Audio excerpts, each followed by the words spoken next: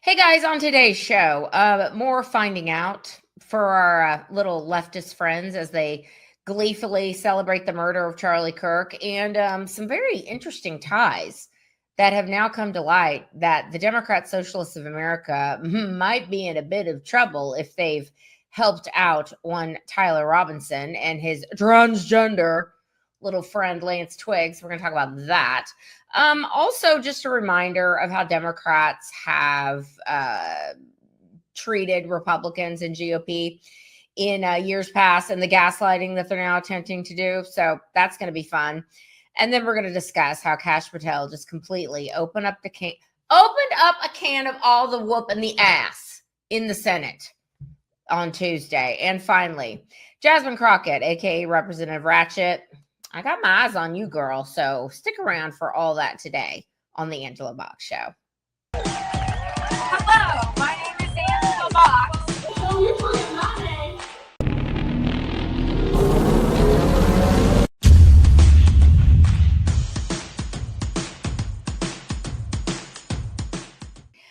Okay. First, before we begin, you guys, I know sometimes when you watch the videos, I've had comments saying, what is this little doll? Well, let me tell you the story about this doll. A little fun story real quick. So this doll says snap out of it. Okay. This was my mother's doll that she gave to my sisters and me. And I used to use it years ago when I was teaching. And if some kid was, having a frump, I would just go and just put this on his desk. And it got to the point where my kids, if someone was having a frump or a pout, whatever, the kids would come and they knew they could. I'd be like, you go right ahead. If you're coming up to do a snap out of it doll on someone's desk, you can get out of your seat. And so they'd come up and they'd put it down on their desk. So I actually use this little doll to help me focus the camera, because it's a whole thing, but I have to manually focus the camera. So sometimes if you're like, why is it fuzzy today? It's because my vision is failing rapidly and I can't read this as well as I should, even with my glasses. So that's why this little doll sometimes makes an appearance. So in honor of you, Mom, snap out of it. Okay, on to the show. Okay, so lots of gaslighting going on. The overarching gaslighting, I think, of what we're all seeing with leftists pretending like I don't know. I don't know what could possibly have been the motive why Charlie Kirk was murdered in such a brutal fashion as he's talking about transgenderism. I mean, I can't imagine what could possibly be going on there. So, I mean, we are seeing leftists from sea to shining sea trying to pretend that they do not know why that Tyler Robinson and perhaps a network of Tyler Robinsons, which I'm going to get to, committed this heinous act. Not only that, they're pretending that they're both sidesing it all over the place. And it's like, no, actually, it's not both sides. In fact, JD Vance hosted the Charlie Kirk show on Monday, his good friend, Charlie Kirk. And he credited Charlie with actually putting it in the ear of President Trump. Like, this is the guy you need to pick. And I mean, what an amazing pick that was. And what an amazing vice president he has been. And what an amazing president he will be. So JD Vance was like, it's not a both sides thing at all. In fact, like about 27% of Democrats think that political violence is fine. I mean, that's over a quarter of them, whereas only 3% of Republicans think it's okay. And obviously, I do not count myself in the 3%. And so another one of the both sides that they're trying to do is saying, well, where were you when Melissa Hortman was killed? And Melissa Hortman, of course, was the Minnesota state senator who was murdered by this lunatic Lance Coulter, I think his name is. And it's like, okay, well, first of all, no one knew who Melissa Holter was. I can't think of her name. I apologize. You know who I'm talking about. Nobody knew who this lady was until she was murdered. Okay. And literally no one on the right was down for this. Literally nobody. 0 people on the right were celebrating this lady being murdered. Okay. It's like you're again, apples and oranges all day long. So the gaslighting going on with that, saying, oh, we don't know what happened. We don't know who did it. I mean, not who did it, but we don't know the motivation behind it. Like, stop talking about it. Stop. And the both sides in crap. It's like, no, not going to fly. And that is something that I think Charlie's murder has awakened. It is the feeling of IDGAF, okay? It is a feeling of I don't give a F what you lunatics say anymore. We're all done with you. There's no coexisting with people who celebrate the murder of someone with whom they disagree.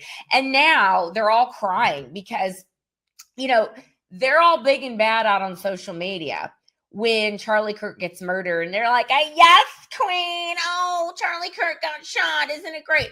And now they're all losing their jobs because people are like finding out where they work. And to a large extent, these people are teachers, professors, people in healthcare, medical field. And it's a little scary to think that these people walk among us. They not only walk among us, but they ostensibly have to serve the public, who have all kinds of different views. And so it's like, okay, teacher, professor. So basically anyone in your class that is a conservative should just keep their head down and not talk. And, conservatives have done that for so many years. So many years we've walked on eggshells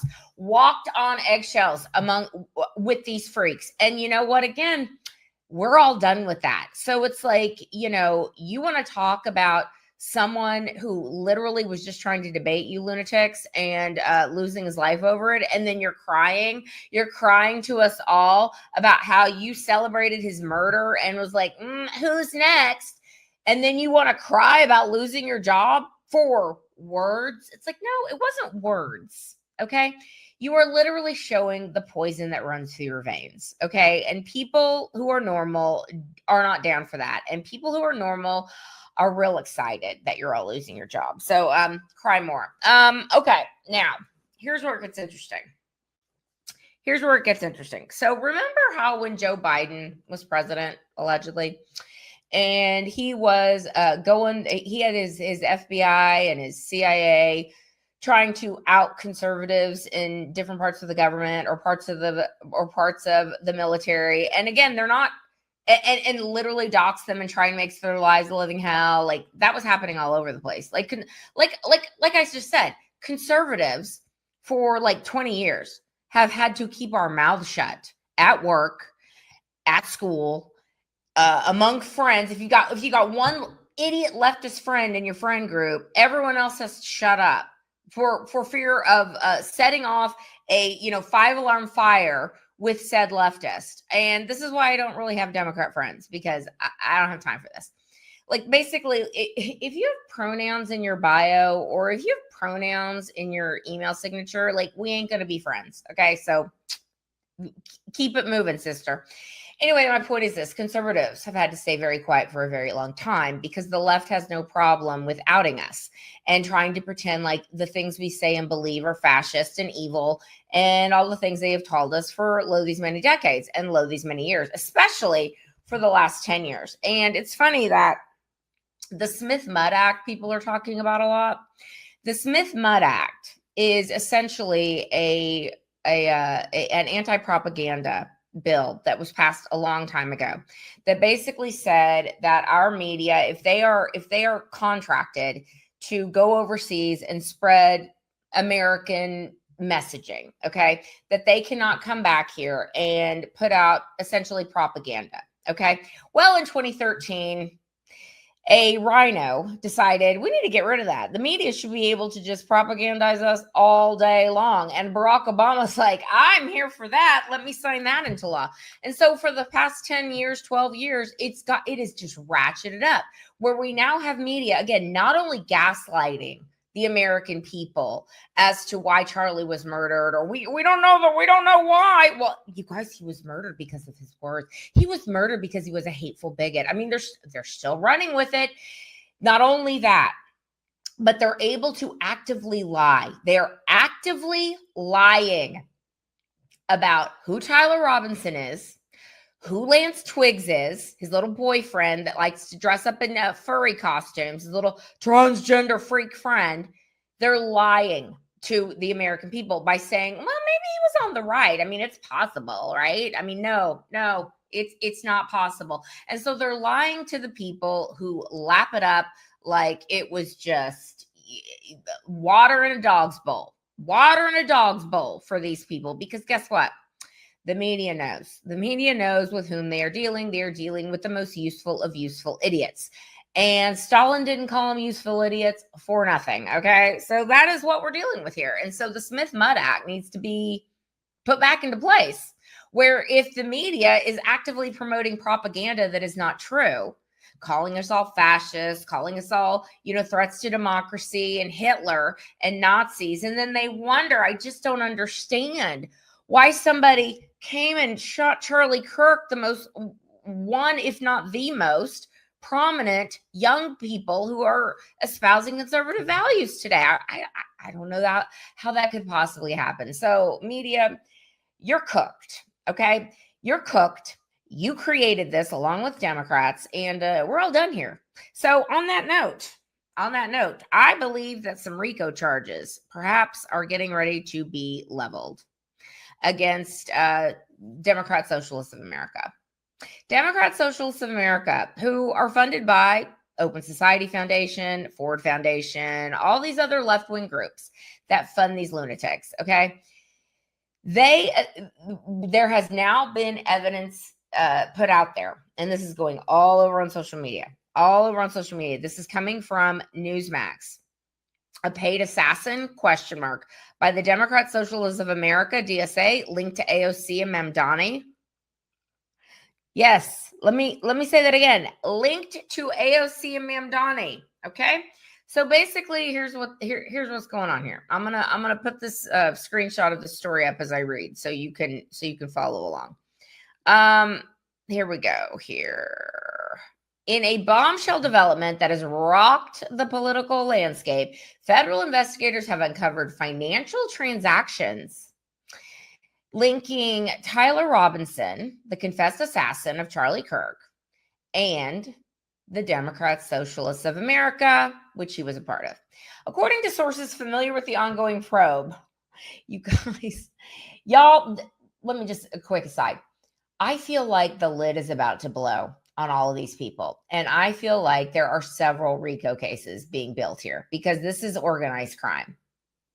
Anyway, according to sources familiar with the ongoing probe, Robinson received multiple wire transfers from DSA-affiliated accounts in the months leading up to the fatal shooting in Orem, Utah. The funds, totaling over $50,000, were funneled through a shell or organizations ostensibly for, quote, community organizing. Side note, where have we heard that one before? Oh, one Barack Obama, the first Black president, who started his political career in the living room of OG political organizers, Bill Ayers and Bernadine Dorn, late of the Weather Underground. Continuing, were funneled through shell organizations ostensibly for community organizing efforts, but appear to have directly supported Robinson's logistics, including travel and weapon acquisition. Prominent DSA members, including Representative Alexandria Ocasio-Cortez and New York Assemblyman and the next mayor of New York. Side note, watch the exodus from Gotham just ratchet up the minute he gets inaugurated. It's going to be something to see. Zohran Mamdani have been named in internal FBI documents as key figures in the group's leadership during the period of these transfers, meaning they may have known about what was coming. Now, the FBI, in coordination with Utah state agencies, has expanded its investigation into multiple leftist organizations for possible advanced knowledge of the plot. With Axios reporting that probes, I can't even believe Axios is reporting this. A stop clock is right twice a day. With Axios reporting that probes now include scrutiny of post-assassination material support provided to Robinson's network. But wait, there's more. The plot thickened as evidence emerged of continued DSA funding to Robinson even after Kirk's death, with bank records showing an additional $20,000 deposit into an account linked to his transgender boyfriend who lived with the killer and reportedly shared his deep-seated animus towards conservatives and Christians. There's more on this, but that is the gist, ladies and gentlemen. And I have a feeling they are even more cooked than they are. These people, these freaks, if they thought last week was bad and they thought that killing a conservative icon was going to stop the movement, and then, it's slowly dawning on them that, we have really awakened a sleeping giant here. If they thought last week was bad, just you wait, Henry Higgins. Just you wait until it is determined and proven that filthy leftist organizations like the Democrat Socialists of America, whose leadership included Zohran Mamdani and AOC, were directly tied to this little freak. And no, it wasn't a lone wolf, Governor Cox.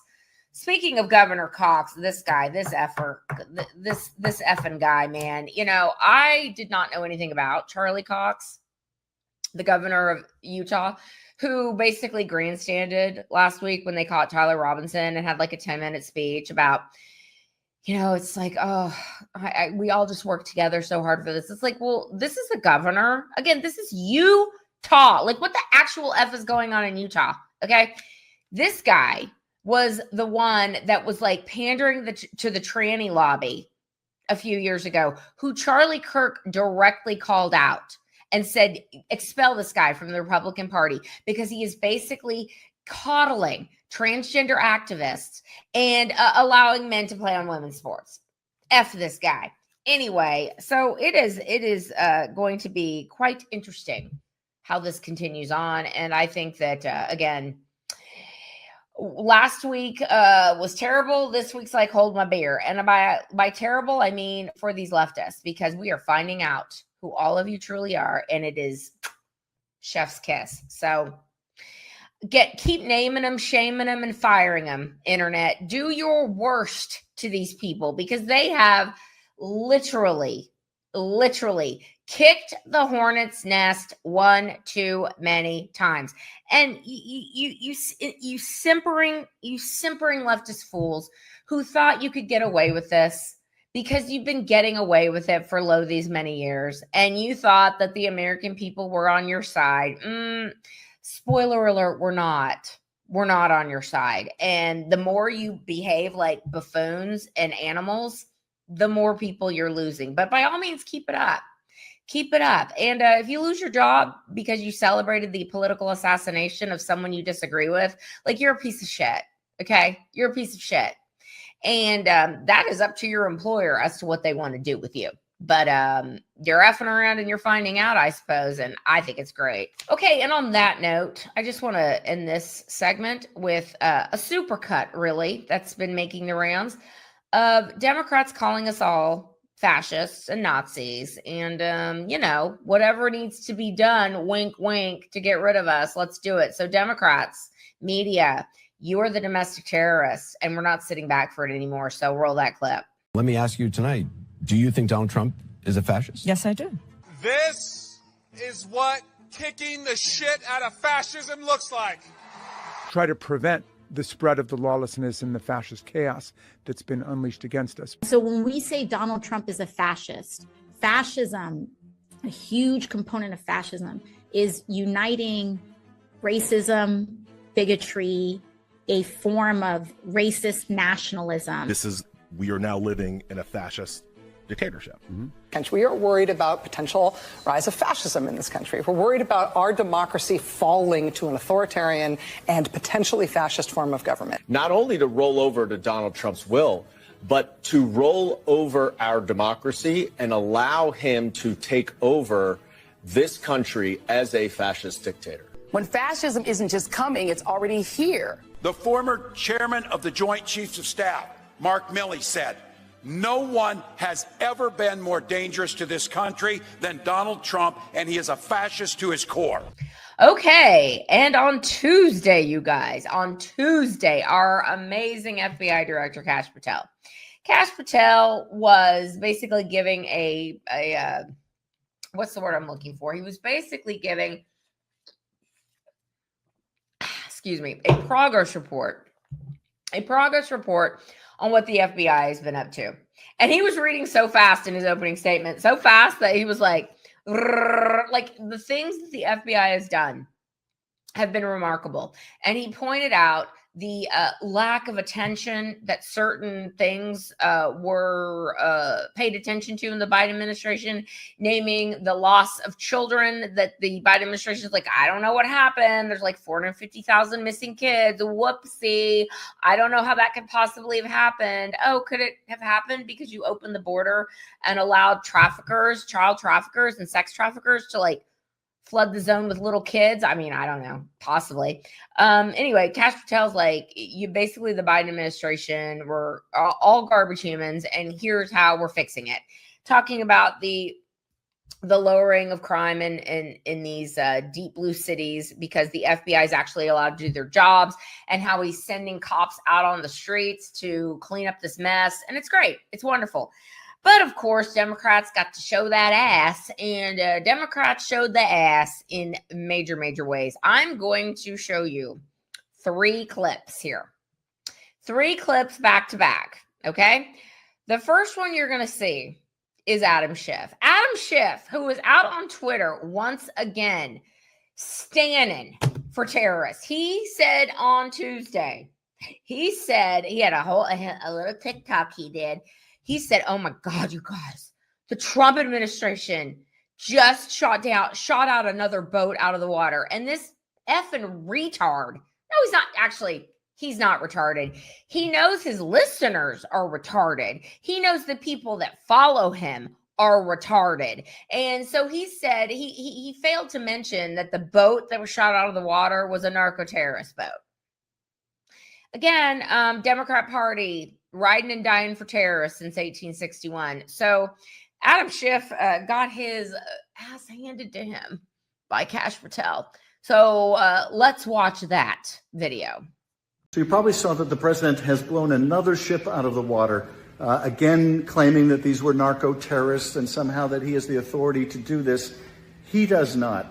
I'm drafting a war powers resolution to put a stop to these extrajudicial killings, but also to reassert Congress's power. It is our power to declare war or authorize the use of force or to refuse to do so.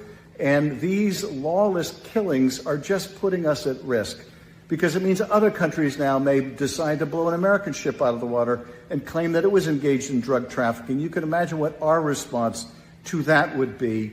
I don't want to see us get into some war with Venezuela because the president is just blowing ships willy-nilly out of the water. This, I hope, will enjoy bipartisan support in the Senate. We've seen at least one Republican senator speak out against this kind of lawless action, but we need to put a stop to this. I prosecuted drug traffickers for many years. There is a tough way to fight this, and it is not by just arrogating to yourself the decision, I'm just going to blow people up. Okay, and then we have Mazie Hirono, who's the senator from Hawaii, a dumber woman you could not name for me. Like, a very dumb woman, almost as dumb as the late Sheila Jackson Lee, and that is saying something. So she's out there complaining that essentially, the standards you're trying to make FBI agents do, like the way you do a pull-up, it's going to be excluding women. It's like, well, then these dumbasses shouldn't be in the FBI. If they cannot do what a man can do, they shouldn't be out in the field. And I want to remind you, before I show that clip, here is a screenshot of how these, women in the FBI behaved during St. George Florida fentanyl, kneeling for a violent fentanyl addict. Yeah, these women shouldn't be in the FBI.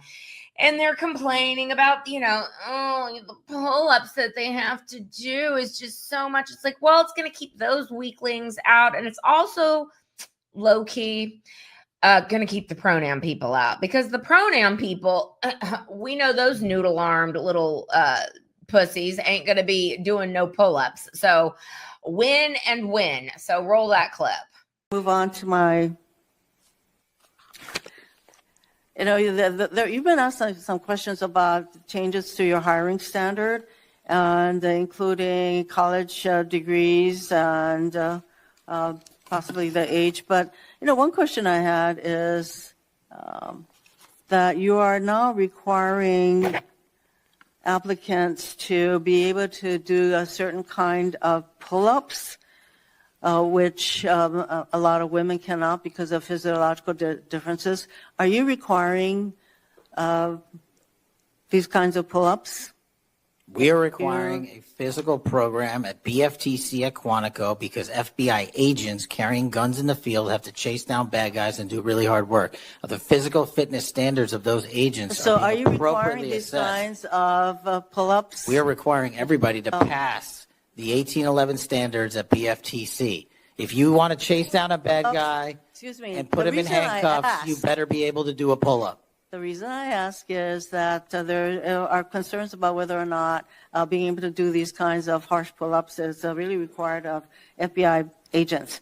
Doing one pull-up is not harsh, and there are always medical exemptions to that. Okay, so all three clips are good, but this one might be my first personal favorite because the extremely closeted Cory Booker, who has been eating his feelings as of late, and knock knock Rosario Dawson, just wondering if you're available to beard for Cory Booker as he, lays the groundwork for his 2028 run for president. Cory Booker is out there screeching, and this clip is so emblematic of Cory. Cory is a whiny little bitch, okay? And this just pretty much sums up Cory Booker. That rant of false information does not bring this country together. If you want to work on bringing this country, it's my time, not yours. My God. If you want to talk about dividing this country, it is my time. I follow you on your social media posts that tears this country apart. To address your falsehoods. You can try all you want in this country. to not take responsibility for what you have said. Sir, you're making a mockery of this committee. Sir, you don't tell me my time is over. The people of New Jersey tell me what my time is.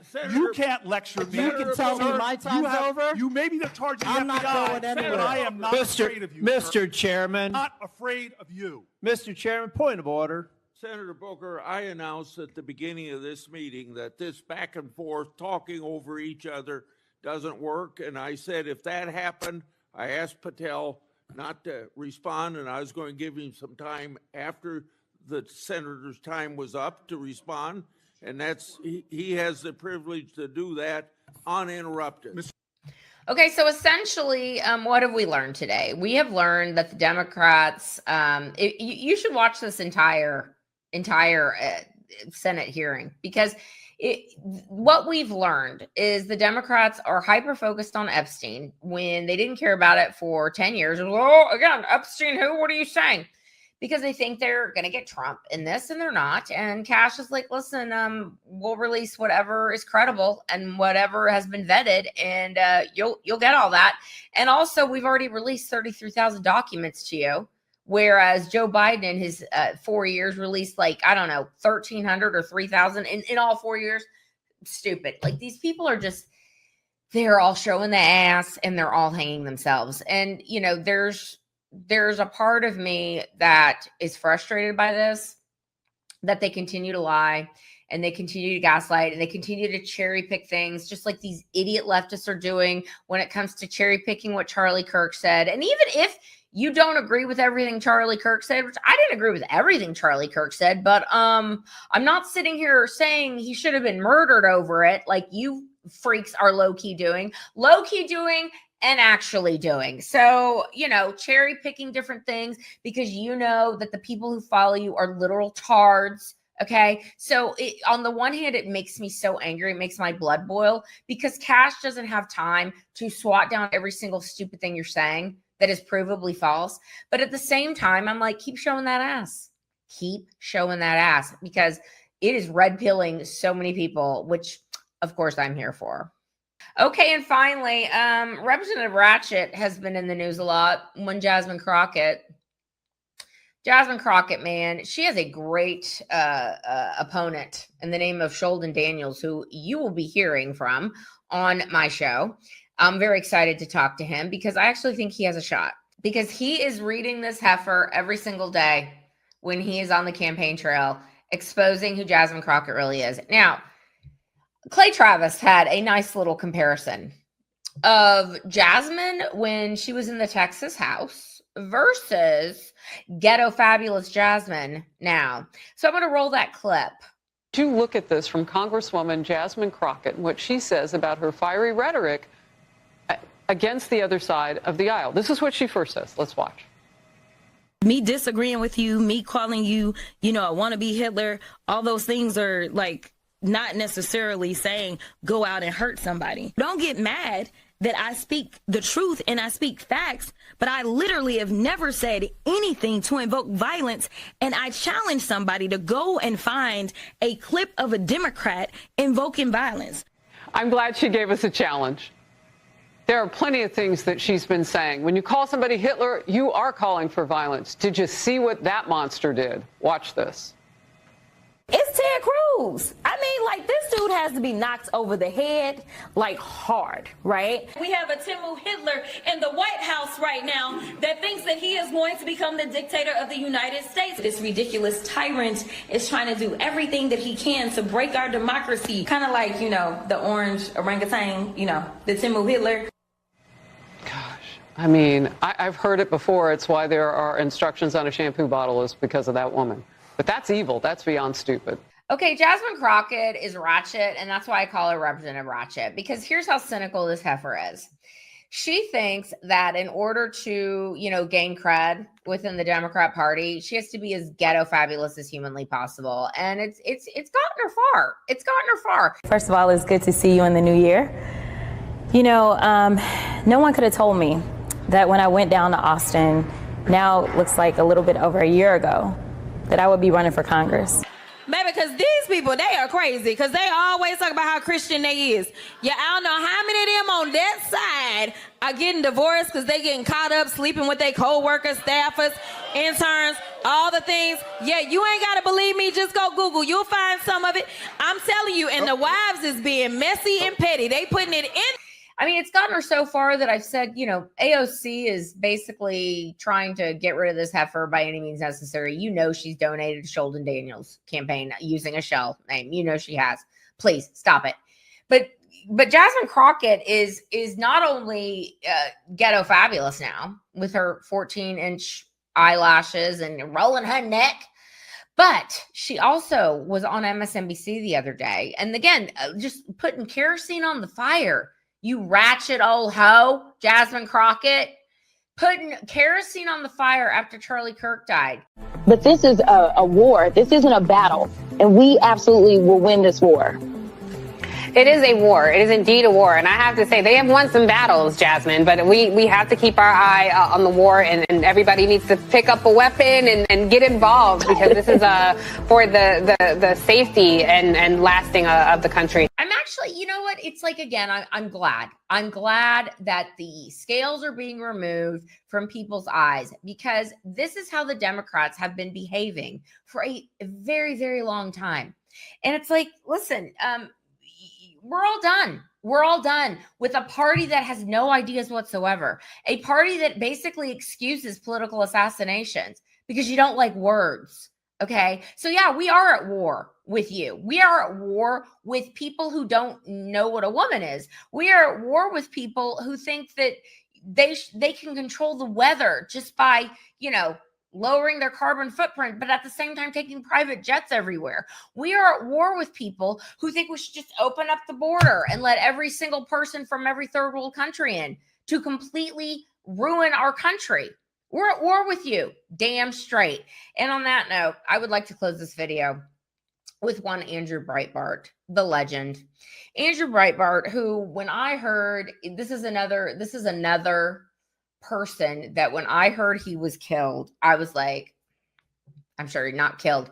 When I heard that he died, I was like, that was a CIA dart. Okay. That was a CIA dart that took out Andrew Breitbart, because I'll never forget where I was. And he had left a bar that I had been to in Santa Monica, and he was walking back home, and then he dropped dead of a heart attack. And we're just all supposed to think that a 43-year-old man in relatively good health, he wasn't morbidly obese. He was 15 pounds, could have lost 15 pounds, but shouldn't have just had a heart attack and dropped dead. We're all just supposed to believe that that's what happened when we know that he was this close to revealing lots of things about Barack Obama. And he said, we didn't vet him last time. We're going to vet him in this election.